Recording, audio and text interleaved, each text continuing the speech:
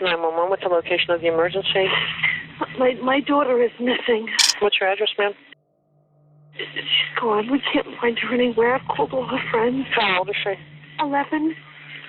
Okay, what's her name, ma'am? Carlie, Carlie. And last name? Brucia, Brucia. The footage you just watched shows the last known moments of 11-year-old Carlie Brucia as she was abducted in broad daylight by a violent predator. Despite being reported missing by her parents within half an hour of her disappearance, Carlie's case would ultimately go down in history as one of the most depraved crimes against a young girl. It all started on January 31st, 2004. Carlie had spent the night at a friend's house, but the following day was Super Bowl Sunday, so she wanted to get back home in time to watch the game. She told her friend's mother that she was allowed to make the walk back home on her own and departed around 6 p.m. However, after she left, the concerned parent reached out to Carlie's mother, Susan, and informed her that Carlie was walking the mile back home alone. Susan said she didn't feel comfortable with her daughter walking even just a few blocks alone, so she sent her husband and Carlie's stepfather, Steve Kanzler, to find Carlie and drive her the rest of the way home. However, as Steve went up and down the route Carlie would have walked, he couldn't find her anywhere, and that's when the nightmare really began. Steve continued to drive around for over an hour, praying that he had somehow simply missed Carlie, but when he returned home and she still wasn't there, it became clear that something was seriously wrong. Susan later said of this moment that she instantly felt something terrible had happened to Carlie, saying, "In my heart, in my mind, I knew." Susan and Steve left the house together to search again, shouting Carlie's name out the car window as they drove down the road. They stopped briefly to investigate a wooded area and noticed a red tow truck drive slowly by them. Then they continued retracing Carlie's steps and went to her friend's house to check there. And much to their surprise, they saw the same red truck parked out front. It struck them both as very odd, and upon realizing that Carlie wasn't there either, Susan decided it was time to call for help. The frantic mother dialed 911 around 7:30 that evening. She couldn't hide the absolute terror in her voice. 911, what's the location of the emergency? My daughter is missing. What's your address, ma'am? And your phone number? Okay. Has she been missing before? No, she had a fight with her girlfriend. She decided to walk home, and we've been driving around for about an hour and a half. And it's now an hour and a half walk. She's gone. We can't find her anywhere. I've called all her friends. How old is she? 11. And when was the last time that she was seen? It was at 6 o'clock, Steve. Around 6 o'clock. And she was at a friend's house? Yeah. Okay, what's her name, ma'am? Carlie, Carlie. And last name? Brucia, Brucia. She's just shy of 5 feet. Okay. Do you know how much she weighs? She's around 120 pounds. Okay, what color hair does she have? Dirty blonde. And what color eyes? Blue. Following the heartbreaking call, police immediately issued a BOLO, or Be on the Lookout alert for Carlie, and searched the surrounding area for 4.5 hours, but found nothing. Meanwhile, Carlie's family and friends got to work creating missing persons flyers with her face on them, and they began handing them out the next morning. But something happened during this time that struck a few people as suspicious. Carlie's stepfather, Steve, allegedly visited a local equipment rental business to hand out flyers and asked one of the employees if he could purchase drugs in a couple of days after this whole thing blew over. The employee thought it was a very odd thing to say when his stepdaughter was missing, so he contacted the authorities. Detectives also felt that something was off with Steve, so they brought him in for questioning. He stated that he'd been at home the entire time with Susan, which she was able to corroborate. After fully verifying his alibi, he was cleared as a suspect, but Steve did offer them another name, Ron Choquette. Ron was the owner of the red tow truck, and he'd apparently been dating the mother of Carlie's friend for 2 months. He was home the night Carlie slept over, and at one point, he was the only adult present. So naturally, Steve informed police about how he'd noticed Ron's red truck driving suspiciously around the area they were searching. Investigators followed up with the lead and spoke with Ron, but he told them he'd left for work before Carlie left the residence and that he didn't see anything out of the ordinary. Moreover, his co-workers verified his whereabouts, leading police to rule him out as a suspect in Carly's disappearance. Officers returned to Carly's home the day after her disappearance and spoke with Susan again.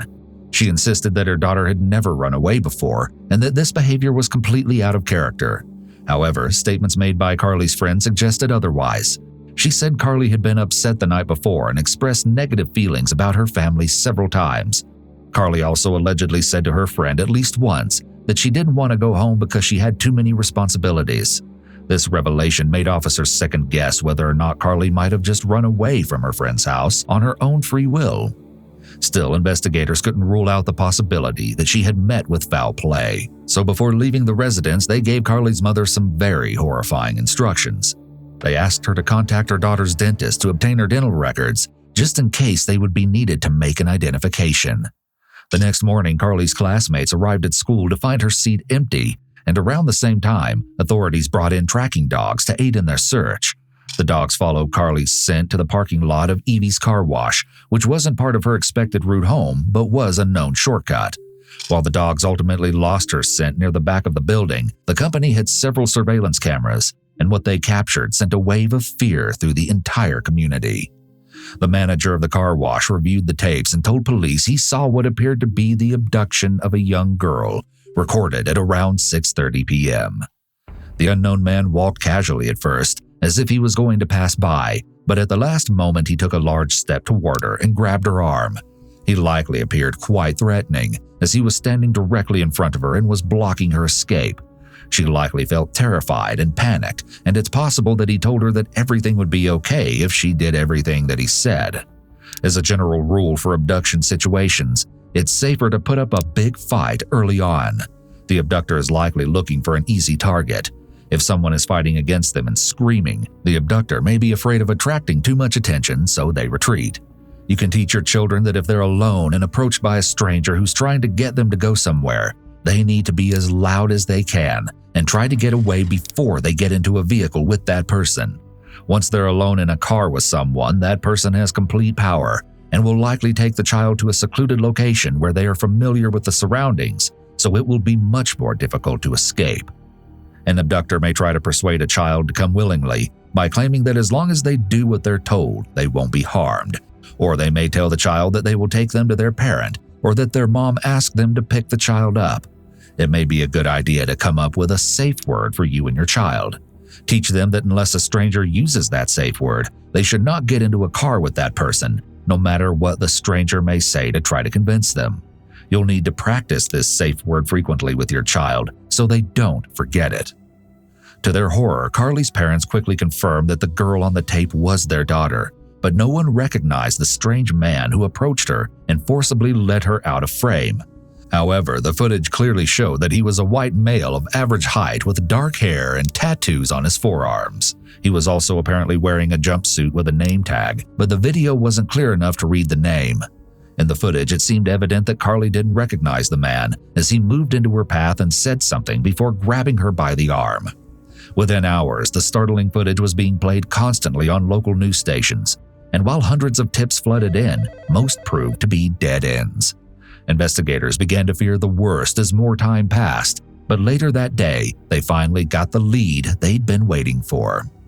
Several people called in saying they firmly believed the man in the footage to be 37-year-old Joseph Smith, an auto mechanic with a lengthy criminal history dating back to 1993. In fact, he was out on parole for a drug bust at the time of Carly's disappearance.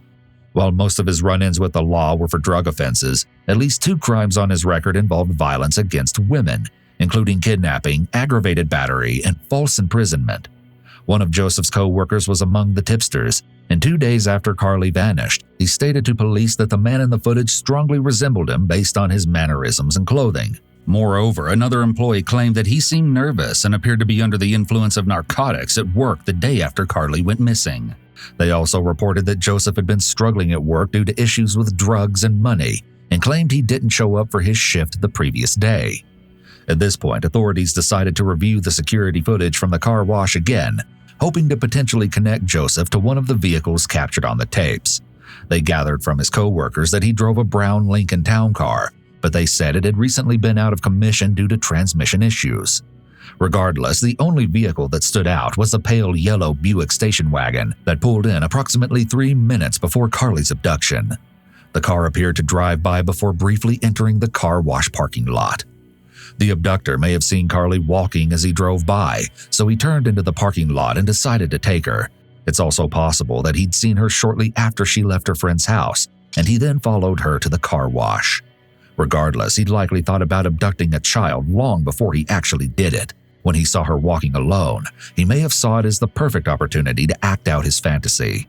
Unfortunately, detectives couldn't make out the license plate or who was behind the wheel from the grainy footage, but they knew it was time to pay Joseph a visit. Officers arrived at the home of Joseph's friends, Jeffrey and Naomi Pincus, where he was renting a room after being kicked out of the home he shared with his wife and 3 young daughters. However, despite seeing Joseph outside smoking a cigarette when they first drove by the residence, they got no answer when they knocked at the door. Authorities spoke with the neighbors, who claimed they'd recently seen Joseph talking with a woman outside, who they believed to be his sister. They also expressed confidence that Joseph was still inside the residence and hadn't left. Joseph's sister returned to the property, and after speaking with the police, she went inside to locate her brother. Joseph finally emerged from the house and claimed he didn't hear detectives knocking at the door because he'd been sleeping. Investigators asked Joseph where he was during the time of Carly's disappearance. He explained that he'd been at home watching the Super Bowl and told them his friends could verify his story. They showed Joseph an image taken from the surveillance video, and while he admitted that the man looked like him, he insisted he was nowhere near the car wash that day. Next, detectives asked Joseph to roll up his sleeves, and they found that he had tattoos on his forearms just like the man in the video. They also noticed several minor cuts and scrapes on his hands. As if that wasn't suspicious enough, Joseph also admitted to borrowing Jeffrey and Naomi's yellow station wagon the day Carly went missing. However, he claimed he only drove the car to a nearby marina to look at the water before returning home. Police were feeling pretty confident that they had their guy, but when they spoke with Naomi, she confirmed his alibi, leading them to second-guess everything.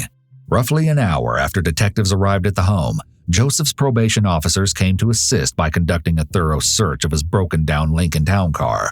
They quickly located drugs in the vehicle, including multiple syringes and spoons, and Joseph was arrested for violating the terms of his probation. Later that same day, Jeffrey, Joseph's friend, contacted the police with some unsettling information. He claimed that Naomi had gotten the dates mixed up when giving her initial statement to the police, and that while they'd let Joseph borrow their station wagon on the day in question, he didn't return until the following morning. Jeffrey also said he'd reset the odometer before Joseph left, and when he checked it upon his arrival back home, over 300 miles had been driven. Not to mention the inside of the car appeared disheveled, and the back seat was left down. Finally, when asked if he could recall what Joseph had been wearing when he left the house, he said a mechanic's uniform. Jeffrey and Naomi consented to have their home searched, but authorities found nothing of evidentiary value. Then, after hearing of the arrest, Joseph's mother stormed down to the auto repair shop where her son worked and demanded to know why the employees had called the cops on her son. However, despite her angry outburst, his co-workers felt that she too believed it was her son on the CCTV tapes when she proclaimed, "If Joe did this, I will get the truth out of him." Joseph's mother saying "if Joe did this" is an indication that she'd allowed that possibility into her head and hadn't dismissed it. A mother who 100% believed her child was innocent would likely say something that was much more firm, such as "he didn't do it." Meanwhile, investigators continued searching the wooded areas around where they believed Carly had been abducted, but to no avail. They also contacted forensics personnel from the City of Sarasota sanitation site and requested that they secure the transfer building for an organized search of the trash the next day. Little did they know that by that time, the search would no longer be necessary. While Joseph was in custody, one of his longtime friends entered the police station and asked to speak with investigators. Beyond telling them that the man in the CCTV footage looked very much like Joseph, he informed them of several occasions when he would talk about his growing desire to assault women. Shortly after this encounter, detectives transported Joseph from jail to police headquarters for a formal interview. The following interrogation footage has never been seen before. I want to just talk. You and I have some things to talk about. Okay, because some of the things at the house, we got to get straight. That's the most important thing. Okay. In this room is about the truth. Mm-hmm. Okay, it's the most important thing that goes on in this room. Joseph's arms are wrapped tightly around his torso, which could suggest that he's feeling defensive and trying to protect himself. In addition, his legs are crossed at the ankles. His whole body is in a closed position, signifying that he may be uncooperative and may not be willing to speak with the detective. The initial interview never even had the chance to get started. I was already advised to talk to a lawyer. After Joseph shut down the interview by requesting a lawyer, he repeatedly asked to speak with his family. I can't talk to you. You have requested a lawyer. What about my family? Why can't I call them? I want to talk to my parents or my brother. But the detective ultimately convinced him to meet with an attorney from the public defender's office. Can I contact the public defender's office for you? And they can bring a lawyer down here. But Joseph did have one last request. Hey, Did you say something? do you think that I could smoke or not? Joseph may be so focused on himself and his wants that he thinks he'll be allowed a cigarette break, despite the fact that police are busy trying to locate a missing child. But it is a federal building. It's against the law for you to smoke in here. I mean, like outside or something. Not right now. When the detective says no, Joseph nods his head and smirks, seemingly unconcerned about the seriousness of the investigation. If Joseph had been cooperative and willing to talk, the detective might have been more lenient about the no smoking rule. However, the detective has no incentive to make Joseph feel more comfortable, and he has no reason to reward him because he's given them nothing. So the request was denied. Then, Joseph attempted to plead with the detective again. Can I call my mom? Not right now. So what? What's you guy coming? Yeah, we're working on it right now. I need to talk to my family. See what's going on. It's understandable that Joseph wanted to talk to his family, as he likely wanted to get their advice on what he should do, or so he could explain to them what happened. Joseph was eventually transported back to jail, where he finally got to call his brother John, and what he said to him confirmed everyone's worst fears. On February 5th, 5 days after Carly disappeared, John contacted authorities and asked them to meet at his residence. When officers arrived, he told them he knew where to find Carly's body and directed them to a wooded area behind a church, just a few miles from her home. According to John, his brother had confessed to abducting and brutally assaulting the young girl, but claimed not to remember much of the incident due to drug use. Joseph may be trying to set up a defense for diminished capacity by alleging he doesn't recall what occurred and was high on drugs. The specific facts of the case will show whether this is a viable defense or not. While John was in the presence of investigators, Joseph repeatedly called him, and he became visibly upset by the things his brother was saying. At one point, John exclaimed into the phone, "Did you just choke her too hard?" To which Joseph allegedly replied, yes. Then he asked if he had tied her up, and Joseph answered that the body was not bound, but he admitted to violently assaulting her and leaving his DNA behind. Joseph's mother arrived at John's house and stated that Joseph had also contacted her earlier that day from jail and confessed to murdering Carly. Police then rushed to the church and they quickly discovered Carly's body partially hidden in a wooded area. Investigators speculated that she'd been dragged to that location based on the presence of abrasions on her right side. An autopsy later listed her cause of death as ligature strangulation and noted that she had also been brutally assaulted. In addition, linear marks on both of her wrists indicated that she had been bound at some point. Forensic testing revealed traces of Joseph's DNA and hair fibers on Carly's body and clothing, and he was subsequently charged with her murder. Adding to the case against him, a search of the yellow station wagon revealed 2 hairs consistent with Carly's, as well as several fibers matching the shirt she was last seen wearing.